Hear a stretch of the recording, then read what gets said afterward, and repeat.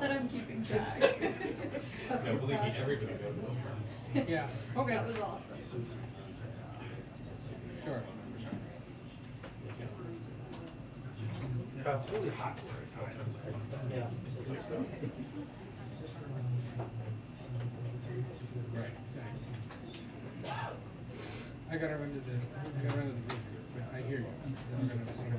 Absolutely. Yeah. Yeah, I might. For the briefing room?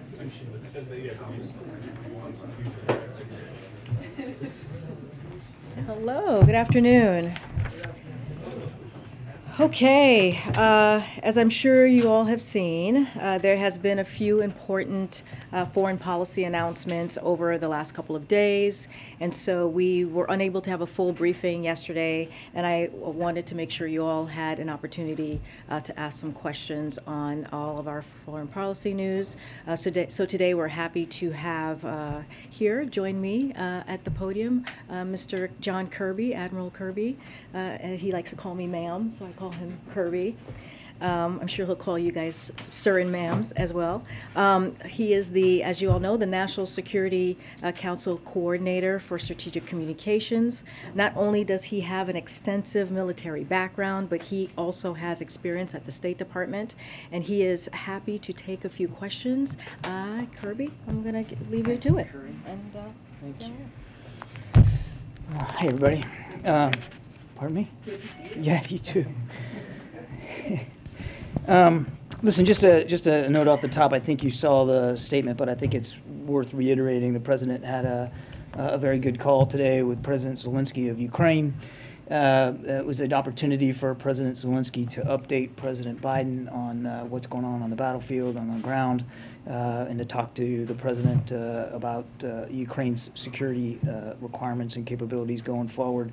The president also obviously took this opportunity to inform President Zelensky that we're announcing today, I think you saw, $1 billion in additional security assistance to support Ukraine's armed forces in their brave defense of their country.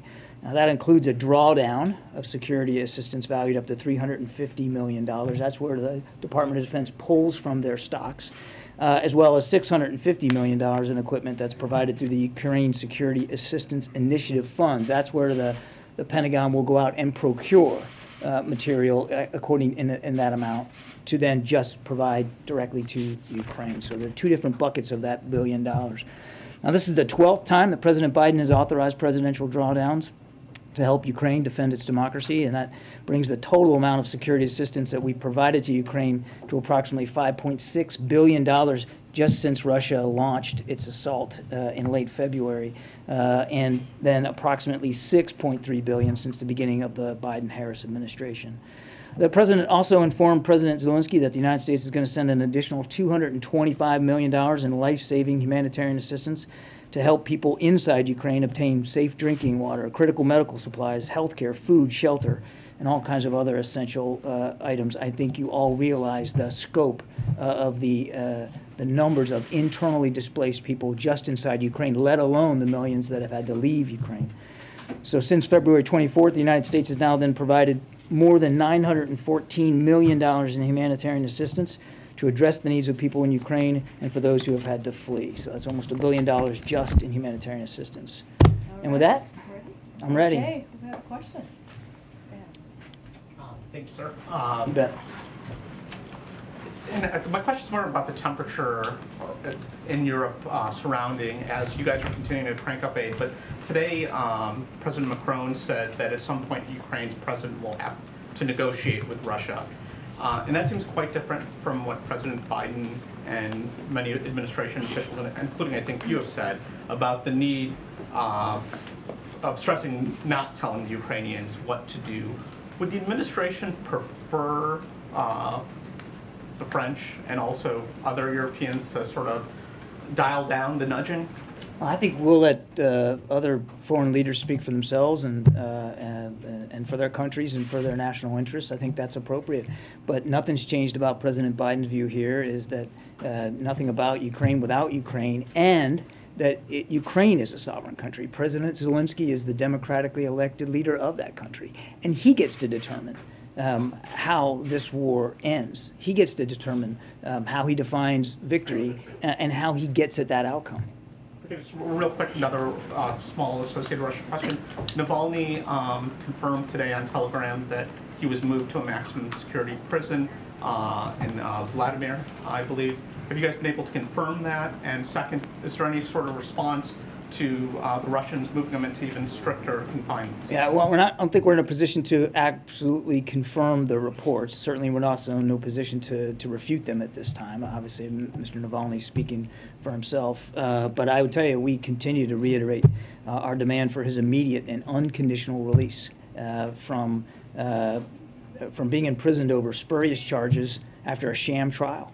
And the Russian authorities ought to immediately end their harassment and intimidation against him and his supporters, and again, continue to call for his immediate and unconditional release. Peter.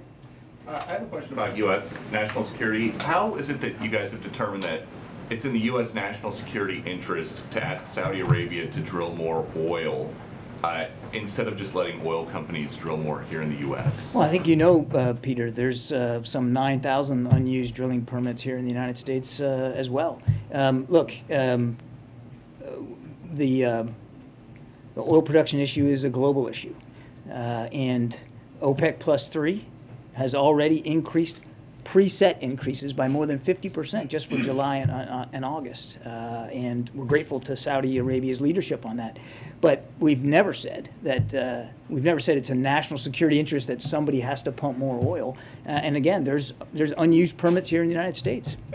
But as a national strategic issue, then how is it how much lower can we let the strategic petroleum reserves get before that becomes a problem? I think I would refer to the president's energy advisors on something like that, Peter. I don't know what the inventory is, but I do, remind, and I think you know this, the president did tap into the strategic oil reserves to try to relieve some of the pressure at the pump, and he'll use a range of tools available to him going forward. I think that's about the best I can do on that. Thanks, Reed. I have a Saudi question, but first, can you comment, or what does the White House have to say about these 2 Americans that have been captured, that were fighting alongside Ukrainian forces? They're missing. They are feared captured by the Russians. Yeah, can't confirm the reports, Caitlin. Just was made aware of them before I came out here. We'll do the best we can to monitor this and see what we can learn about it. Well, without getting into a hypothetical, obviously, if it's true, we'll do everything we can to get them safely back home. I do think, however, that this is an important point in time to remind that we discourage Americans from going to Ukraine and fighting in Ukraine. It is a war zone. It's combat. And if you feel passionate about supporting Ukraine, there's any number of other ways to do that that are safer and just as effective. Ukraine is not the place for Americans to be traveling. And has the president been made aware of these reports? I'm not aware that the president has been made aware of it. I mean, it just broke, so I don't know. And my question on Saudi Arabia, why not have the president go there and just not meet with the Crown Prince? The president's going to Saudi for the GCC plus 3, to be honest. It's 9 states in the region. There's a big agenda there, Caitlin, on the Gulf Cooperation Council. It's counterterrorism, it's climate change. Certainly it's oil production, obviously is going to be on the agenda. And a big item on the agenda is the war in Yemen. We got a ceasefire now that's been in place for 2 months, got extended another 2. That's a big deal. That's thousands of lives now in Yemen. I understand there's a lot to talk about, but why, if the president won't even speak to the Crown Prince on the phone, why would he go and meet with him in person? Yeah, no, I was kind of getting there. So in addition to the GCC meeting, there'll be a series of bilateral discussions, as there are on the sidelines of all cooperation councils and summits. He will have a bilateral meeting with King Salman and King Salman's leadership team, and the Crown Prince is on that leadership team. So you can expect that he'll see the Crown Prince while he's there. But he could ask for the Crown Prince not to be in the room, given the CIA has concluded he authorized the murder of a reporter that lived in Virginia. He's going to have a series of bilateral discussions with the kings. The king and his leadership team. The Crown Prince is the defense minister of Saudi Arabia, and one would expect that he would need to be in the room for those meetings. John, Trevor Honeycutt from Reuters. Just wanted to close the loop first on the meeting that President Biden had with Bolsonaro of Brazil last week. There's been some reporting that suggested that Biden told Bolsonaro that he would re-examine steel tariffs, Brazilian steel tariffs, and that Bolsonaro asked him for support in the October election against Lula. Are either of those things true? I think we gave a pretty fulsome readout of that meeting, the trip that Karine was on. I don't have anything more to add than what was in the readout. About those two issues, Yeah, but I'm not going to go beyond the read. And then on China tariffs, we know that that's something that the president is looking at. Could you talk a little bit about, one, the scope of the tariffs that he is looking at, and if you expect that that will be finalized by, say, the end of July? I would just go so far as to say is the president wants to make sure that if we have tariffs in place, that they're serving our interests and the interests of the American people. And he wants to make sure that as he reviews a tariff regime, that it's meeting those needs. And I think he's going to keep his mind open, but I don't have any more detail than that. I'll take some of them. Go ahead. Thanks very much. Two quick questions, please. One on following the latest Xi-Putin call, where apparently Xi was talking about expanding cooperation with the Russians. Has there been any sign so far, and do you see any sign coming that China is actually helping Russia militarily in any shape or form? No, we haven't seen any indication that there's been specific military assistance provided by China to Russia. And the other question, could you give a little bit more on the President's comments yesterday about these grain silos being, the plan to build grain silos on the borders of Ukraine? What's the time scale of that, and what's the scale of that, and how much difference would it make? Yeah, look, I think we're working real hard, not just with the leadership in Ukraine, but in the region, to try to relieve the pressure that has resulted from Mr. Putin literally weaponizing food. And so the president's looking at a range of options here to try to see if we can get grain out and into the market. And that's tricky business. That's not going to be easy.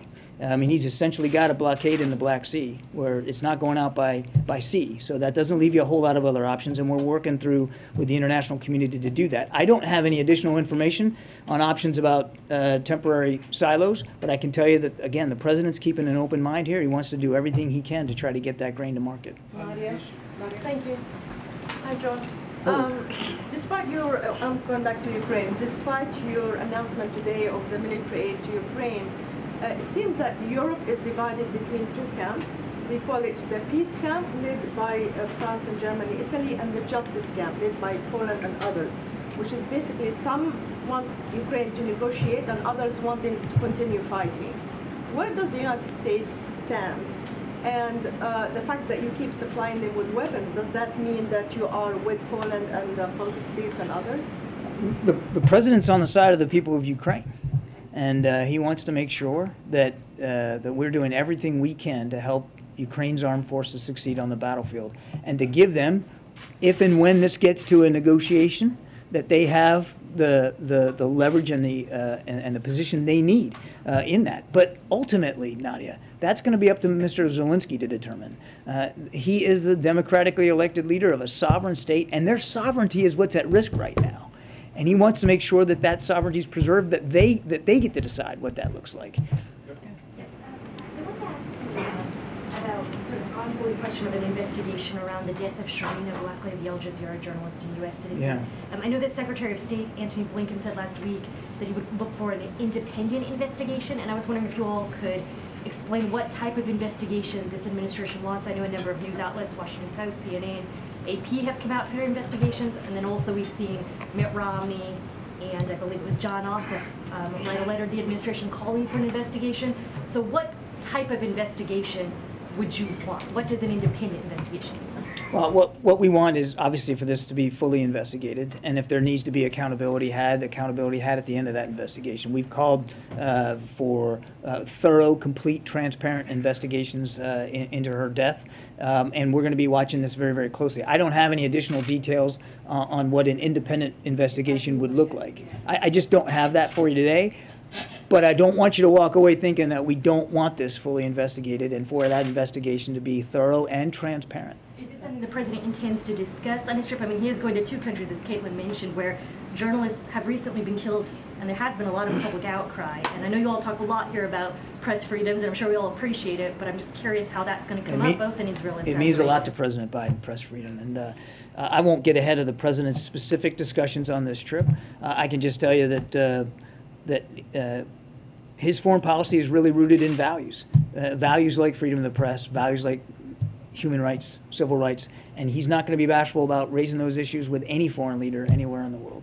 Okay, last two, Justin, and then Ed. Thanks. I want to ask you about Turkish President Erdogan today said that his concerns about Sweden and Finland joining NATO have not been assuaged. So how much less optimistic are you now that accession talks might begin before this month's summit in Madrid? And does the U.S. plan to get more directly involved to try and resolve that dispute? We're still optimistic that that these issues will be able to be worked out and that Finland and Sweden will be able to join NATO. Now, I couldn't give you a date certain here and a time, but I think we're still optimistic that they'll be able to work this out. And we know that both countries are working directly with Turkey to try to address those concerns. And I think we think at this point it's better left for them as sovereign nations to do that. All right, Ed, last question. To Ukraine, and welcome to the room. And going back first to, you talked about food and how it's being weaponized by Putin in Ukraine, and that there are U.S. officials starting to discuss how to get grain and whatnot out of Ukraine and to the areas of the world that need it. Big area of the world that needs it also happens to be countries that will be at that conference in Saudi Arabia and OPEC producing countries. Yeah. Can you say any more about what's being considered or what's being done potentially to get that out, and whether or to what extent that agreement stretches regionally beyond Ukraine and the United States being concerned about it? What I can say is that we're working very hard inside the international community here to try to find solutions. And you know, you've heard us talk about this quite some time, and I talked about it even from my previous perch at the Pentagon. It's difficult to do when you're talking about a country that's at war. I mean, and we've already seen the ability of the Russians to strike long-range targets all the way to the west of in the country. So this has to be. Everybody understands the sense of urgency here and the importance of it. But there also has to be some very careful thought put into how you're going to do this. And you're going to have international cooperation and support to do it, particularly if you're looking at ground routes. So while I don't have a specific plan to brief you today or a set of options here, I can assure you that, again, the President's keeping an open mind. He's working directly with his interlocutors around the world to try to find ways to get this grain to market. We all understand how important it is. We're all mindful of the sense of urgency here. Not just from an economic perspective, but from a humanitarian perspective. I mean, this is food. This is sustenance for people in their livelihoods. So we're working it really hard. Potentially, especially in North Africa and the Middle East. I mean, well, around the world certainly, but in the region in North Africa. One other, you mentioned all the money that's being distributed and $1 billion more today. Does the White House currently foresee the need for Congress at some point to pass another major multi-billion-dollar aid package? I don't think we're there yet. I mean, we're just now beginning to spend on the $40 billion supplemental that Congress approved, and we're grateful for that, of course. You will see additional packages coming on a fairly routine basis here, and we want to meter it out so that we're in lockstep with the Ukrainians and where they are on the battlefield and what they need in real time. That's why conversations like today with President Zelensky are so important. The contact group that Secretary Austin is hosting right now in Brussels, 50 some odd nations also putting forward other materials for security assistance. But you need to do it because it's a war and it's active combat and it changes from day to day. You kind of need to do it in almost real time. So we're going to meter these out over time so that we're appropriately meeting what Ukraine needs. And right now, I just don't think we're at a stage where we think we need to go back for more at this But time. in terms of that $40 billion, none of it's been spent yet? Or Well, we just announced that this billion is coming right out of that. Yes, sir. Also part of it. Yes, sir. Is the president tracking negotiation in Ethiopia? We know that more people have died there than in Ukraine. You know what? I'm going to have to take that question, and we'll see if we can get you a better answer. I don't know. Thanks for coming. Thank you. Thank you. All right. Thank you. All right, guys. Okay, I have a couple of things for you at the top. Wanted to provide you an update on our work to lower gas prices for American people. As you know, the president has taken historic actions to address Putin's price hike at the pump. He is releasing a record 1 billion barrels of oil a day from the Strategic Petroleum Reserve. He has rallied our partners to join releasing an additional 240 million barrels of oil.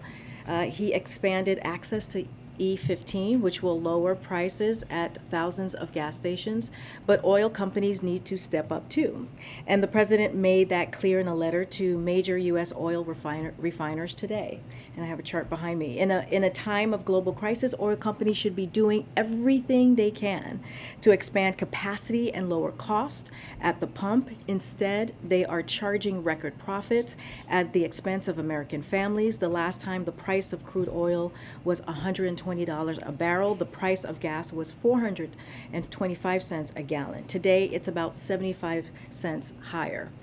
As you can see through the chart behind me here, that difference is a result of companies' record high profit margins for refining oil. Profit margins have tripled, you can see it right there at the end over here, since the beginning of the year. So right here, as you see, diesel and gas. They should be putting those record profits into expanding refining capacity from back to pre-pandemic levels.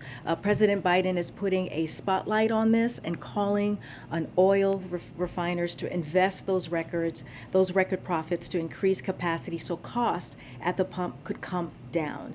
He is signaling that he is prepared to use any emergency tools he has, but these companies have a responsibility to step up too. We are focused on getting to solutions.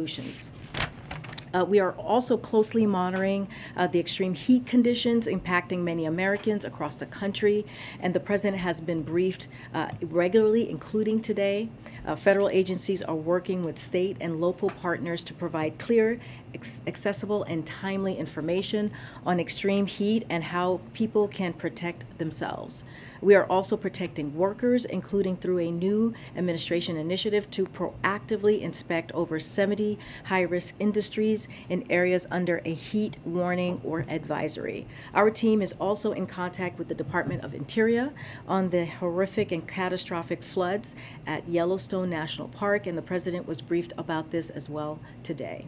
We are grateful for the brave and swift work of federal and state first responders to help get people in Yellowstone National Park and in surrounding communities to safety. We know the impacts of extreme weather are intensifying, and no one is immune from climate change, as you hear us talk about for this past year and a half. That is why President Biden has made tackling climate crisis one of his top priorities.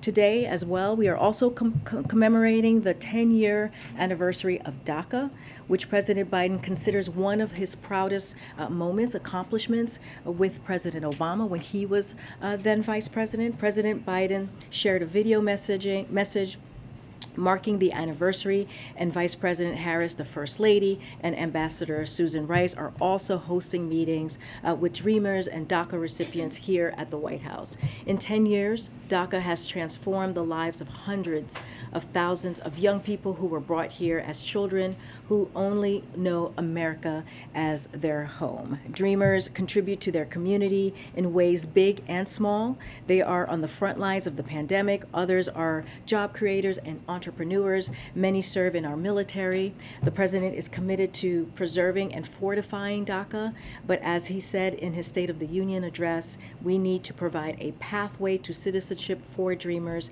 and he continues to call on Congress to pass a bill that does just that, and he would be ready to sign it right away. Finally, this is the last thing here. Following today's briefing, right, we know we have to gather at you all have to gather at 3:45, so try and take as many questions as possible. The president will sign an executive order advancing equality for LGBTQI+ individuals, which includes historic steps to support LGBTQI+ families and children. The EO directs federal agencies to address extreme legislative attacks, help put an end to conversion therapy, improve mental health care, and prevent youth suicide, launch a new initiative to protect foster youth, and prevent homelessness, and more.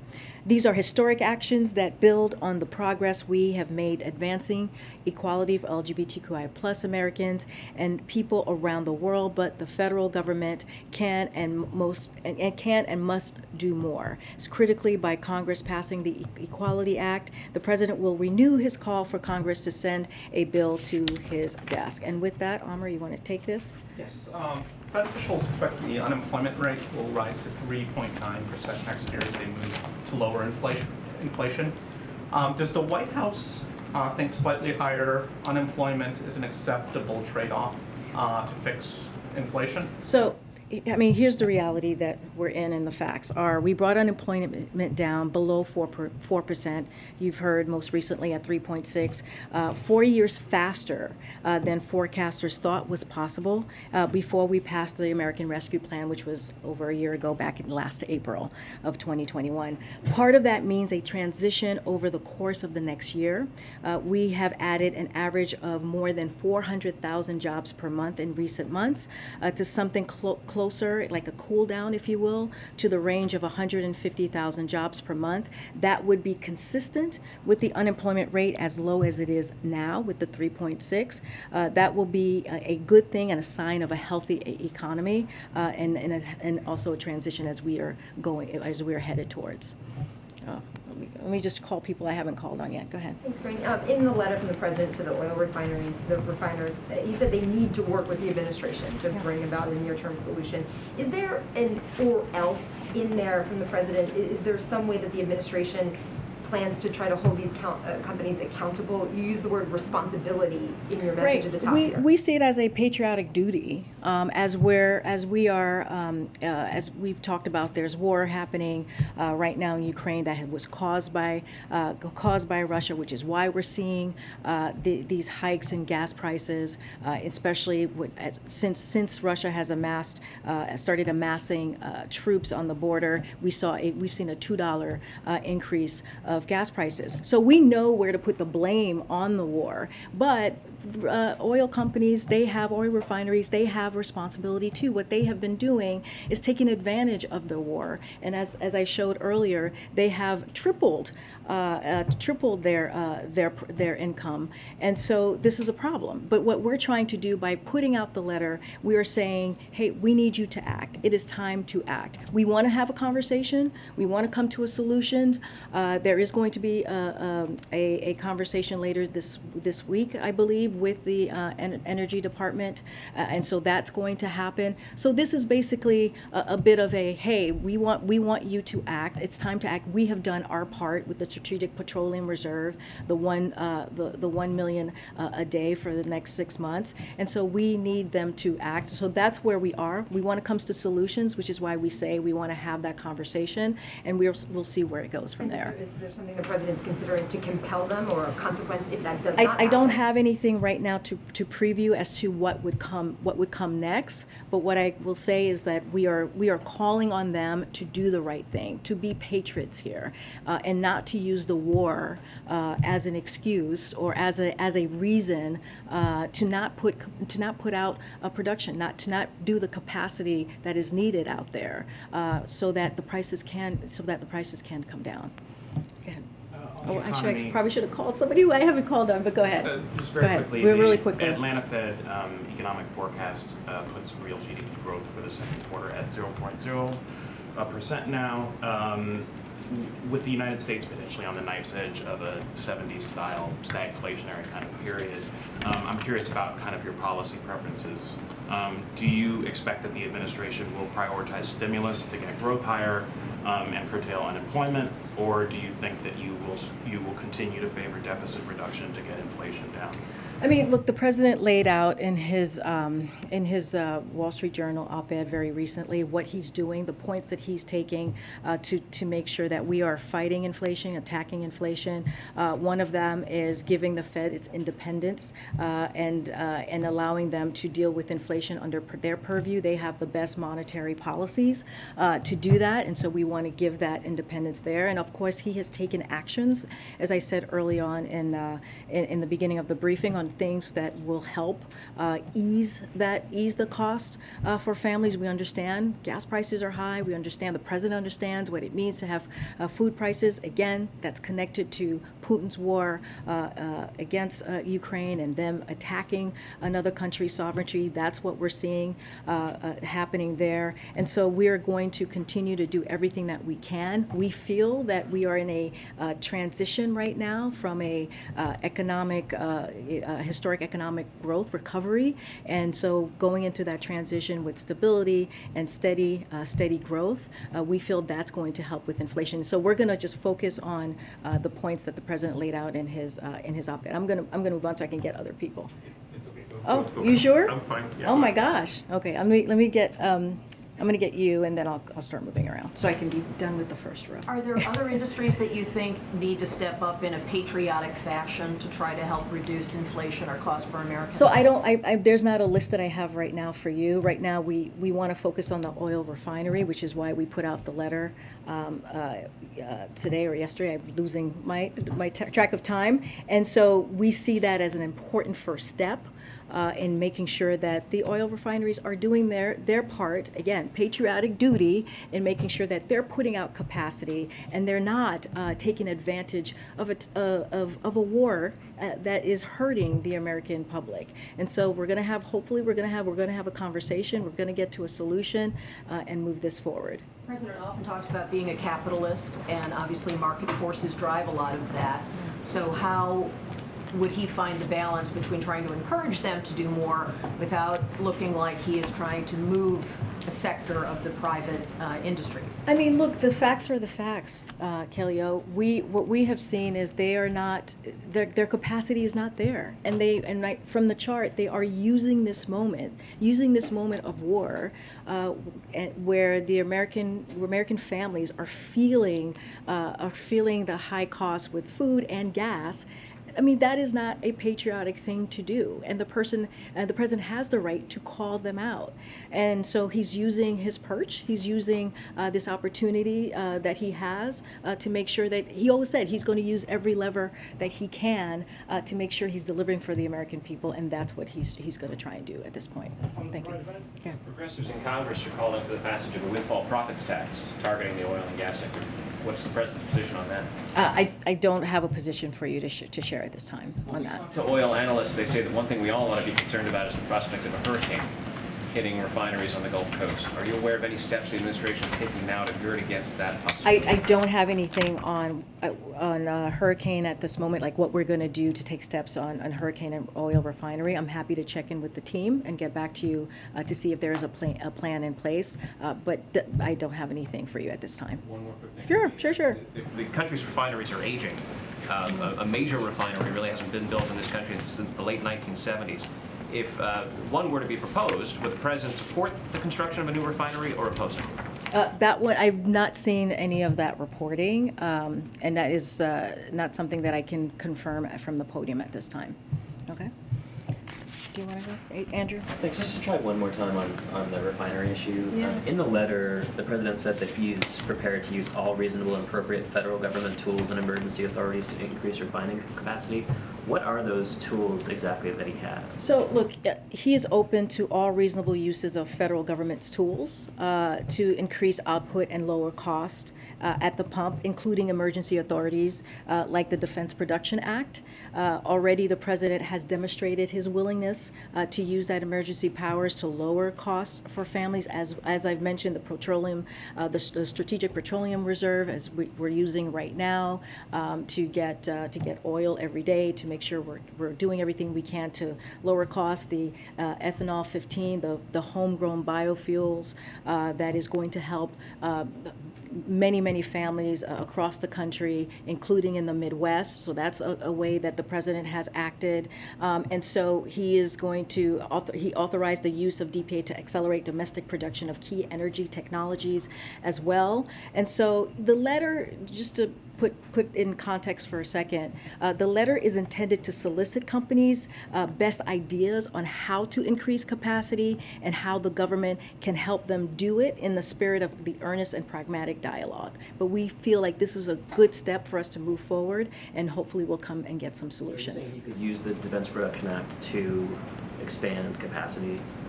Well, I don't have anything to share in specifically how we would use the DPA, but we're saying that the president has used it before, and he's willing to do that again. But the first step that he wants to do is make sure to have the conversation and hear ideas, right, from the oil refineries, how we can be helpful to them to actually get more capacity out. I'll take like two more. I'll take two more. Go ahead. Thanks very much. We're just about to go into a Pride event, obviously. So we know that Saudi officials have been seizing rainbow-coloured toys and clothing as part of an apparent crackdown on homosexuality in the country there. That's according to state-run media. Okay. I wonder what the White House response is to that, given that the president's about to set up his Pride credentials in the next event. So I have not seen that reporting, but what I can say globally, we work around the globe to protect LGBTQI+ persons from violence and abuse, criminalization, discrimination, and stigma, and empower local LGBTQI+ movements and persons.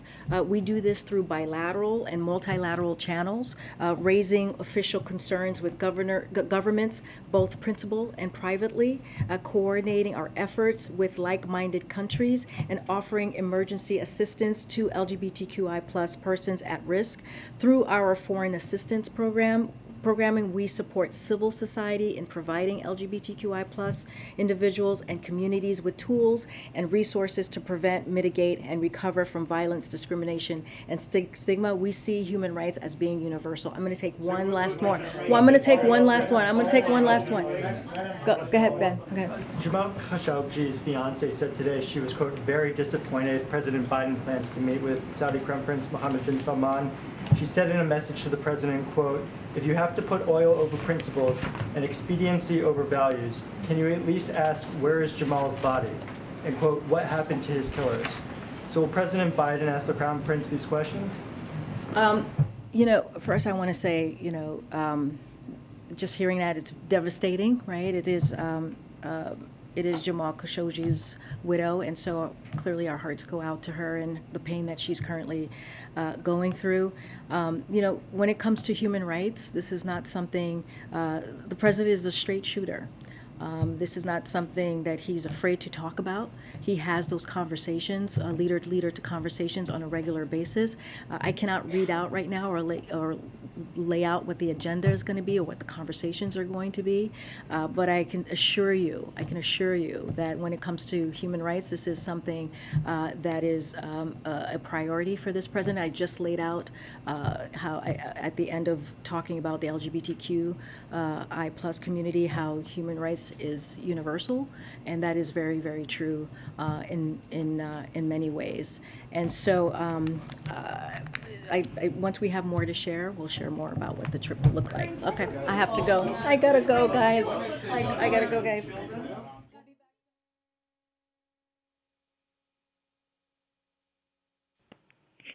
In-town pool and pre-credentialed media, please gather at the palm room doors immediately. In-town pool and pre-credentialed media, please gather at the palm room doors immediately.